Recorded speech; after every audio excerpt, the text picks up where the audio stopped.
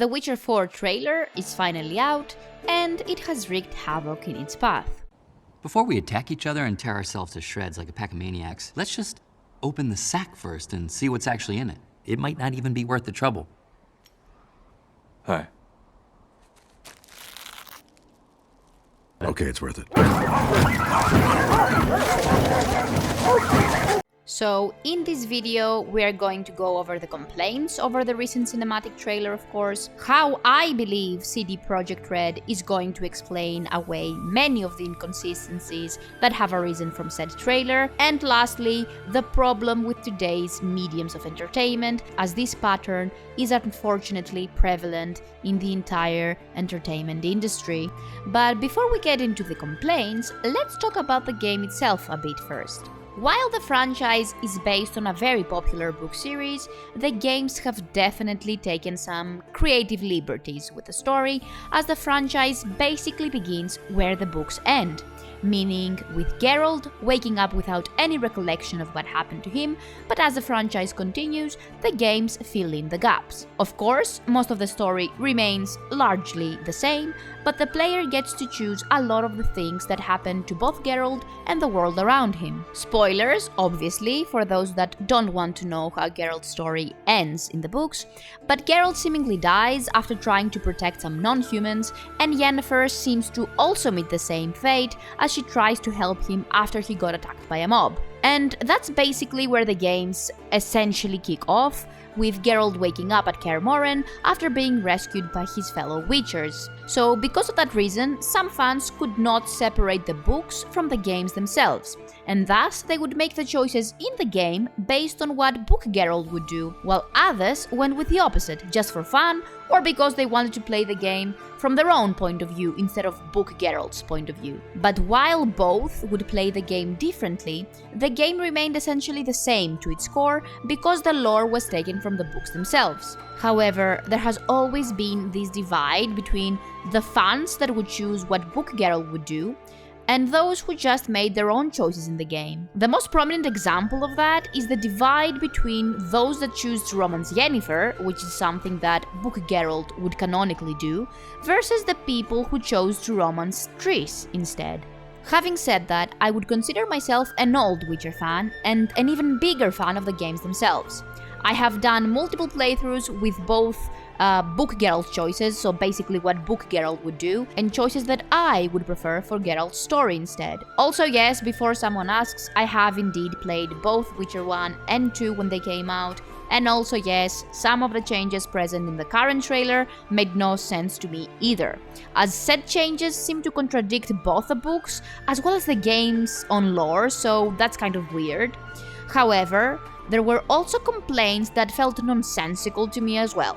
So let's take the two arguments brought forth by various fans and tackle them one by one. No one was really surprised Ciri is the new protagonist, as it was very clear they were gearing towards this in Witcher 3, with Ciri's plot being a parallel plot to Geralt's throughout the game, but the most prominent complaints weren't about Ciri being the protagonist, as many falsely claim. They were instead about Ciri's new look, and the fact that she cannot be a Witcher, as it goes against the games and the books' own lore. So let's begin with the appearance complaints.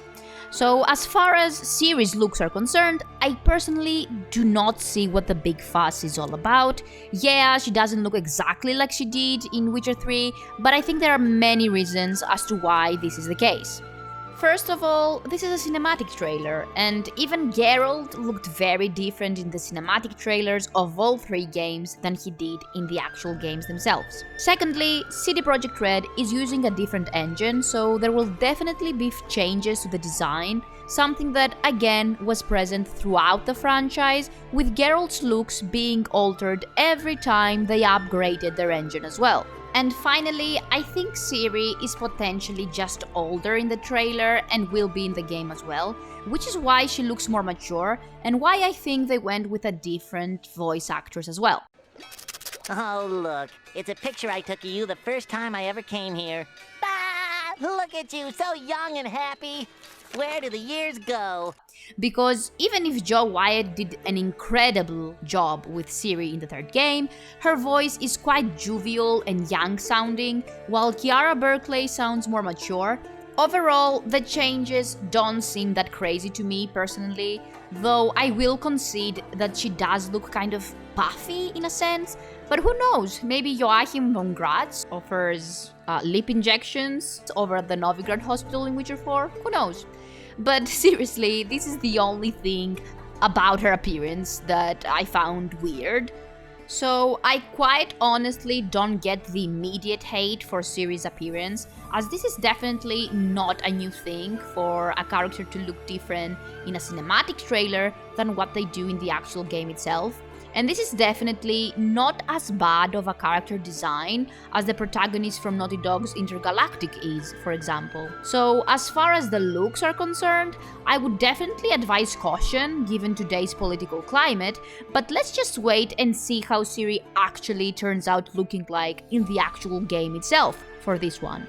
Now, as for the lore-defiant fact that Ciri is now somehow a Witcher, yeah, there is no redeeming that, and there's also no point in waiting to see how they tackle this, as I'm sure that her elder blood will be used as a metaphorical plot voucher they can use to explain away all the inconvenient inconsistencies that come along with Ciri becoming a Witcher. You didn't see anything, right? Yes, sir. I'm sorry. No, sir. So, according to the Witcher lore, to become a Witcher, you have to be a boy. In today's political climate, I feel like I need to clarify this, as by boy, we mean young and a male. Because going through the trial of the grasses to become a Witcher is an especially brutal process, as it takes a very big toll on one's body, with a high risk of fatalities, as the success rate is something like 2 or 3 out of every 10 Witcher boys actually surviving it. Some claim that the School of the Cat has trained women Witchers before, but that lore tidbit was part of a tabletop game that many do not consider canon. But even if we were to consider it canon, the probability of a girl undergoing the School of the Cat's equivalent of the Trial of the Grasses and surviving it is even lower, as the experimental mutation formula they use over there results in only 1 in 10 boys surviving the process. How they will solve this, I don't know. Maybe they'll say that the School of the Cat developed a better formula and they managed to actually make a few women Witchers, but I understand people who say, well, not everyone has read the books.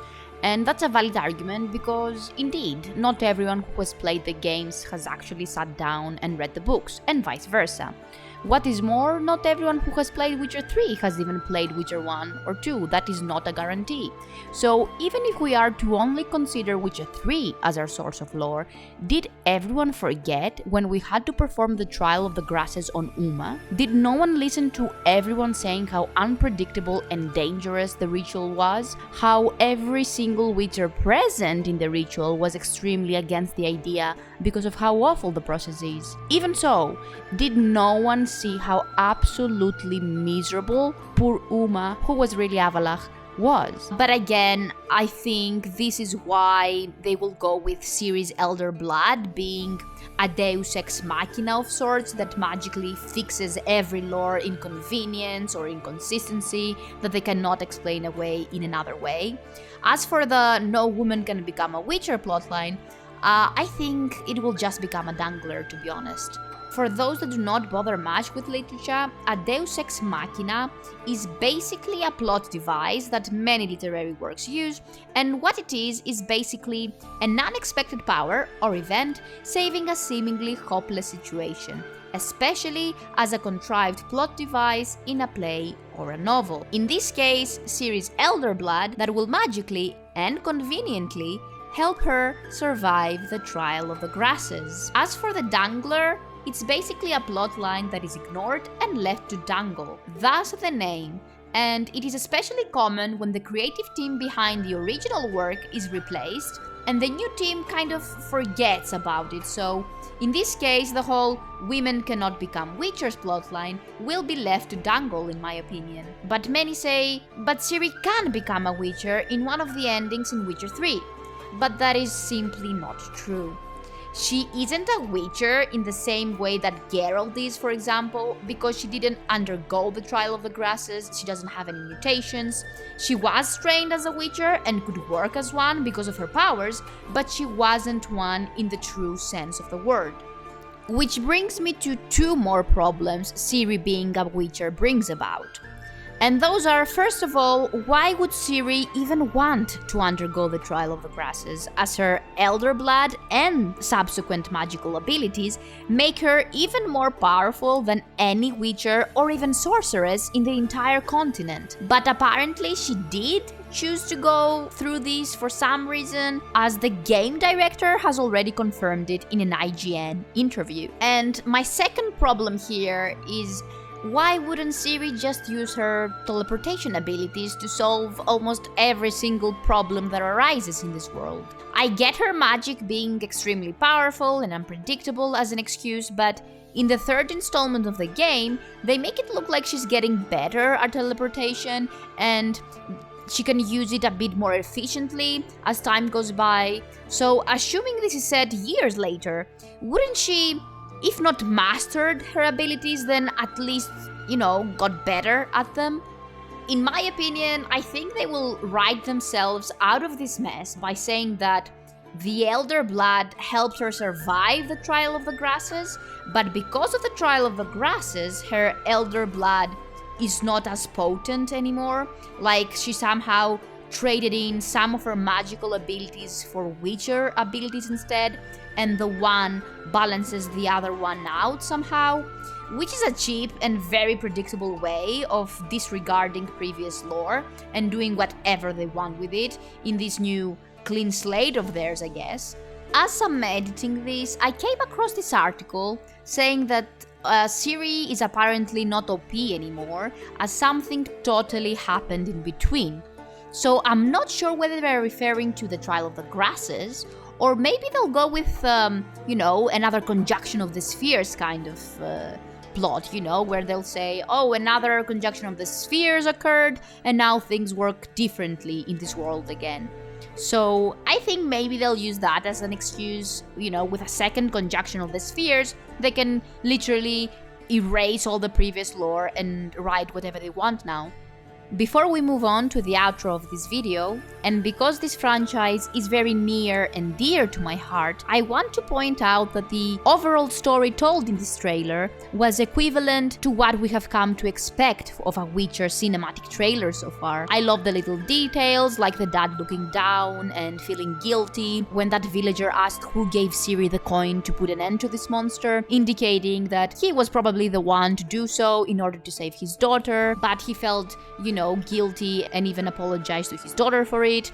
I love the fact that the iconic Witcher 1 cinematic trailer chain was in this trailer as well. I think it was a sweet little reminder of what once was, a little sweet nod back to the original game that started it all. And I also love the fact that the game has seemingly, from what we can tell so far, retained its dark, gloomy, and harsh quality to the world around the protagonist. However, the choices they seem to have made regarding the direction of the next installment are quite alarmingly problematic, as they seem to want a clean slate as well, a story not bound by previously established lore, story, or characters.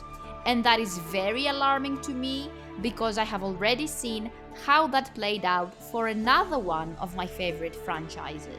In other words, these two feel like the choices of a literary coward. Someone who ventured and risked nothing, someone who seems to have no respect for what was or for what the fans of the IP they are responsible for love, and someone who went for the safest choices possible, and even if one of my predictions regarding the story is right, I will consider it a bit of a disappointment, as I hate nothing more than when I can tell where the plot is going, because then it doesn't feel like a story anymore, and I have no incentive to keep watching, reading, or playing other than my obsessive mind telling me that I have to finish the story, which ends up feeling like a chore and not something I truly enjoy anyway. So, writers of movies, series, and even games nowadays seem to always go for the safest, cleanest, the most sanitized, and most politically correct choices for their plot lines and characters, in an effort not to offend anyone and try to please everyone, but in so doing, they end up disappointing everyone instead. Love him or hate him, Jordan Peterson was spot on when he said that in order to be able to think, you have to risk being offensive. The same idea applies to entertainment more or less. Yes, mindless fun can be easier, quicker, and sometimes even cheaper to produce, and it can definitely feel amazing for the audience for a while as well. Until, of course, the market becomes saturated by the same safe and recycled product, at which point the audience stops being interested in everything that carries that same recycled message. So in my opinion, we need innovative new ideas and studios that are willing to take risks again, even if it means offending a portion of the market. And before someone draws a false parallel here and says, well, that is what studios are currently doing, you just don't like it because they are offending you. No, it isn't what they are doing, because they aren't offending with innovative new ideas that make the audience think. Instead, they are all just regurgitating the same ESG nonsense, so their product is more appealing to big investors like BlackRock, for example. Who wants chowder? And in the process, they are alienating all people who dare oppose far-left ideologies and talking points that defy basic biology and common sense. Unfortunately for them, the people who are tired of this rhetoric being forced down everyone's throats are the majority.